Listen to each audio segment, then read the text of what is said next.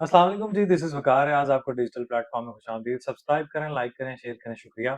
सबसे पहले huge setback है जी पीटीआई के लिए और पीटीआई को धचके पे धचका लगता जा रहा है और ये बात यहाँ ख़त्म नहीं होगी। रुको ज़रा सब्र करो वाला मामला है। न्याज़ी महात्मा साहब के लिए जो है वो सख्तियाँ कभी ख़त्म नहीं होंगी, जब तक कि मामला ख़त्म ना हो। ये बात ऐसे ही है। और दूसरी बात जनाब कि पीटीआई को धचका इसलिए है कि फजलुर रहमान साहब से जहाँ नून लीग पहले मिली, अब वो पीपल्स पार्टी भी मिली है और यही एक तरीका था जो मिल के अगर तीनों इलेक्शन लड़े, तो काफ़ी सारा अच्छा सारा जो है वो ये घाव डाल सकते हैं, धचका दे सकते हैं, गड़ा डाल सकते हैं। तो इसके लिए इनको जो है वो पीटीआई के लिए कोई जगह नहीं बचती। रही बात गंडापुर की रिप्लेसमेंट की, तो आई थिंक सो कि he is a good option. वही चलना चाहिए, बड़के मारने वाला, अमली तौर पे जो है वो खाली। और अलीमा खान साहबा ने तो अपने भाई को पहले खुद माइनस किया था, फिर बाद में उनके दोनों बच्चों को लॉन्च करने का फैसला किया। वो भी करके देख लें। समीना पाशा जैसी जो हैं वो कहती हैं कि जो बाअसर गोल्डस्मिथ की फैमिली के बच्चों को गिरफ्तार करोगे, तो बाअसर फैमिली के दामाद इसराइल के एजेंट को हमने 2 साल से अंदर रखा हुआ है जनाब। वो नहीं आपने देखा कि उसके जो कर्म और जुर्मों की जो सज़ा है, जो कर्म उसने किए हैं, वो कर्मा हो रहा है। वो टिट फॉर टैट है, as you sow shall you reap. जो बीज उसने बोया वो कोट रहा है, जो जो काट रहा है वो। तो जनाब आपके साथ ये ऐसा ही होना है, वो ऐसे ही चलेगा। और रही बात आपको धचके की, वो धचका तो आपके नसीब में है और ये तो होना ही था और ये तो होगा और ये किसी किताब में नहीं लिखा हुआ क्योंकि उन्होंने आपने खुद किया है। महमूद रशीद हों और शाह महमूद कुरैशी हों, ये सरफराज जो हैं वो जो साबिक गवर्नर भी रहे हैं, उनकी जनाब एंटी टेररिस्ट कोर्ट से जनाब वो बेल भी कैंसल हो गई है, तो ज़मानत मंजूर होने के बाद दोबारा शिफ्ट हो गए जेल में। तो ये पता नहीं किस चीज़ मिट्टी से बने हुए हैं, आपको नहीं पता कि आपने जो कांड किए हैं, वो माफ़ी के काबिल नहीं है। और 9 मई की जब आपको मेरा ख़्याल आर्मी चीफ जो है हमारे फील्ड मार्शल साहब, उनकी बात आपको भूल गई है, डीजीआईएसपीआर की बात भूल गई है, कि जब तक आप अपने कर्मों की सज़ा नहीं ले लेते, मतलब मैं आपको बता रहा हूँ, कि आपने जब तक अपनी जो कर्म आपने किए हुए हैं, वो आपको कर्मा नहीं मिल जाता, माफी नहीं मांग लेते, स्टेट के आगे झुक नहीं जाते, मर्सी नहीं मांगते और अपनी ये इन चीजों की माफी नहीं मांगते, जो कौम को आपने नुकसान पहुंचाया है, जो आपने डस लगाया है, जो आपने इकोनॉमी को नुकसान पहुंचाया है, इस सब का अजाला नहीं होता तब तक नहीं आ सकते और वो होना नहीं है आपको पता और आपने अंदर रहना है। अच्छा, इलेक्शन भी सेनेट का जो है वो ऐसे ही हो जाएगा, बेहतर हो जाएगा मामला। एक दिलखराश वाकया, इंतहाई अफसोसनाक वाकया, दिल दुखा इंतहाई, और ये पहली बार नहीं हुआ कि फितना उल हिंदुस्तान जो है अफगानिस्तान में जो जिनके अड्डे हैं, बलूचिस्तान के जो अमन की तबाही चाहते हैं, पाकिस्तान की गैर मुस्तहकम देखना चाहते हैं, पाकिस्तान के लिए हमेशा से जो है वो उसको नुकसानात जो चाहते हैं, जो उनकी प्रॉक्सीज यहाँ काम कर रही है, इतना फितना हिंदुस्तान की, जो उनकी शिकस्त हुई है वो उनसे भूली नहीं जा रही। इसलिए वो क्या करते हैं, जो कोयटा में इतना दिलखराश पंजाब से ताल्लुक रखने वाले पाकिस्तानी जो हैं, वो नो को शनाख्ती कार्ड पे देखते हुए, ये सेम पैटर्न है जो आपने ये पहले आपने ऑपरेशन किया था, उसके बाद भी आपको रिएक्शन आया। ये फितना हिंदुस्तान की कार्रवाइयाँ आपको प्रॉक्सीज की कार्रवाइयाँ जा रही हैं। अब ये रहा महारंगबाज बलोच होगी, बीवाईसी होगी, बीएलए होगा, बीएलएफ हो गया, बेईमान मजारी हो गई।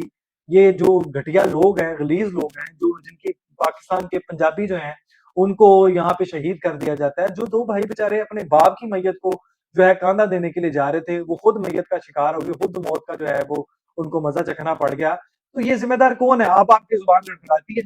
ये जो घटिया गलीज हमारे यहाँ किरदार हैं, प्रॉक्सीज हैं, सिर्फ सिर्फ स्टेट को चाहिए कि ये कुचल दे सारे फितने को। इस सारे फितने जो यहाँ फैसिलिटेटर हैं, सबको कुचल दे।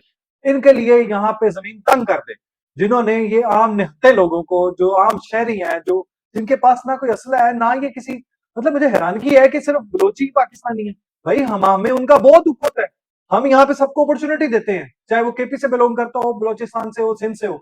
मतलब ये क्या तरीका है यार कि आप कार्ड देखें पंजाबी है, कसूर क्या है उसका, वो पाकिस्तानी है, आप उसको पकड़ के जो है, ये पहली बात है आपकी। आप हमेशा से यही करते आ रहे हैं और सारों का ताल्लुक पंजाब से है। उनको अगवा करते हो, उनको मार देते हो, उनको कत्ल कर देते हो। बेचारे वो जो 2 भाई है दुनियापुर से, उनको भी आपने कत्ल कर दिया, सबको आपने कत्ल कर दिया। बलोचिस्तान ने क्या, उनके साथ क्या ज्यादती, इन्होंने क्या की थी उनके साथ ज्यादती? कौन से उनके मिनरल एंड माइन उठा के वो ले गए थे? बिल सारे हम पे करते हैं, सारी जो है टैक्सेस हम देते हैं। शर्म आनी चाहिए, ये जो फितने हैं इनको कुचले। स्टेट को चाहिए पूरे क्रैकडाउन करे और सारे फितनल हिंदुस्तान की प्रॉक्सीज को यहाँ पे मलियामेट कर दे, उनके लिए कोई नरमी नहीं है। सारों का बेड़ा गर्क कर दे, सारों को जो है वो सिक्योरिटी इदारे ऑपरेशन करें, चुन चुन के मारे। और अफगानिस्तान में दहशतगर्दों की जो है महफूज पनाह गए हैं, अफगानिस्तान भी, ये भी खान साहब की मरहून मिन्नत है, जो वो तालिबान को यहाँ घटिया गलीज़ लोगों को जिनका ना इस्लाम, ना दीन, ना इस्लाम, ना पाकिस्तान, ना इंसानियत से कोई ताल्लुक है और ये वहाँ पे मसरूफ़े अमल हैं, यहाँ पे प्रॉक्सीज़ बन के काम करते हैं। अफ़गानिस्तान को चैलेंज समझ नहीं आता। वो यहाँ पे क्या है? क्या कर रहे हैं वो? यही हो रहा है और क्या हो रहा है? यहाँ पे हमले होते हैं, यहाँ पे ईरान से भी मदद होती थी, यहाँ पे अफ़गानिस्तान से भी होती थी और यही है कि बस कह दी अपना मुस्तकबिल देखना है, हमने तो अपना मुस्तकबिल देखना है। अच्छा, अब साथ ही साथ चूँकि जंग-बंदी भारत की सियासी वो जो है वो हज़म नहीं हो रही और ये वहाँ पे कुत्तों की तरह वो है लेटा हुआ था और ये जनाब वहाँ पे अमेरिका के आगे हाथ जोड़ के बैठा हुआ था और अपनी शिकस्त जो है वो अंदर का अंदरूनी प्रेशर बहुत ज़्यादा है जनाब, इंटरनल प्रेशर है, वहाँ पे एहतजाज हो रहा है, किसानों का, मज़दूरों का, फैक्ट्री वर्कर्स का, सबने जनाब वहाँ पे नरेंद्र मोदी 25 करोड़ लोग जो हैं वो एहतजाज कर रहे हैं कि इस घटिया गलीज़ लोगों को हम पे मुसल्लत कर दिया है। हमने 6 जो है वो राफेल समेत 4 राफेल समेत बर्बाद किए हैं, इनको तबाह और बर्बाद किया है। ना ये बेगैरत किस्म के लोग हैं, ना पानी रोक सकते हैं, ना रुख तब्दील कर सकते हैं, ये जंग ही तस्वुर होगी और हम जंग जीत जाएँगे। और हमें पता है, अब ये सिविल और अस्करी क़यादत ने मुँह तोड़ जवाब जो दिया है, वो भी हज़म नहीं हो रहा।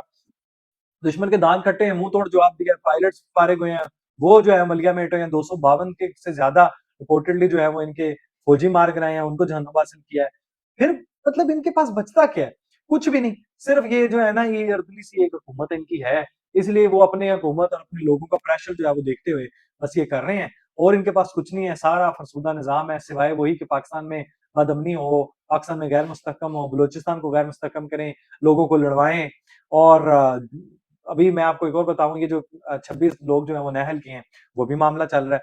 ख़ैर वज़ीर-ए-आज़म साहब को भी धचका लग सकता है, सरदार जनाब इसहाक़ खान साहब जो हैं वो उन्होंने कहा है जनाब ये आफ़िया सिद्दीकी वाले मामला ज़ाहिर-सी बात है, सारे मैटर हो सकते हैं तो इनका क्यों नहीं हो सकता? इसी से आफ़िया सिद्दीकी से याद आया मेरा अस्कर है, उसकी तदफ़ीन भी हो चुकी है, जनाज़ा भी हो चुका है, तदफ़ीन भी हो चुकी है मॉडल टाउन में।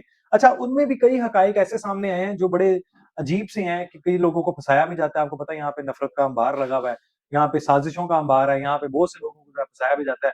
वो पोर्टल पे सैयदा कायनात शाह नामी जो है वो सिम भी जनाब 2 नंबर है, पता नहीं एक उम्र रसीदा औरत के नाम पे है।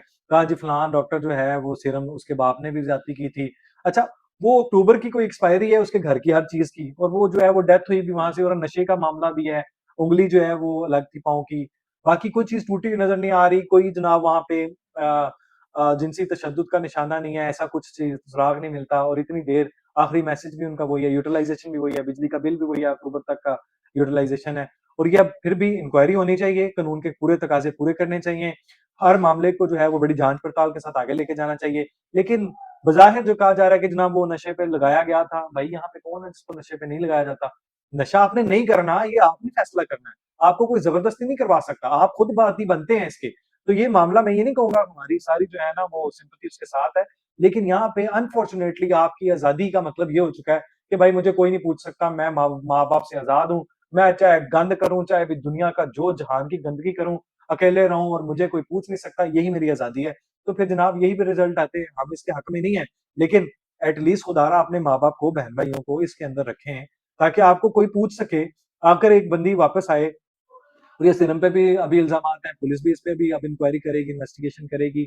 अभी लेकिन अपैरेंटली ऐसा कुछ नहीं है। अभी वो फलाँ हो गया था, उसको फलाँ जो है मीरपुर ख़ास में जनाब वहाँ ले जाया जाता था, उसका जो है वो रेप किया गया है, फलाँ किया गया है, ऐसी कोई शवाहिद मौजूद नहीं है। तो ये सब बकवास है। ख़ैर एनीहो इसको प्रॉपर कबल-ज़-वक़्त है ये कहना, पुलिस तहकीक करे, हर जाँच-पड़ताल करे, हर पहलू के साथ इन्वेस्टिगेट करे, टीवी चेक करे। मीरपुर ख़ास के जो है वो आप कह रहे हैं जी वहाँ पे वो आपका एक बना हुआ है महल टाइप सा, उसको भी चेक करें, यहाँ की सीसीटीवी चेक मतलब अब इतना लंबा रिकॉर्ड तो नहीं होता, अब कॉमन सेंस की बात है। तो ख़ैर अब ये सुपुर्द-ए-ख़ाक कर दिया गया है मैडम को, 8 से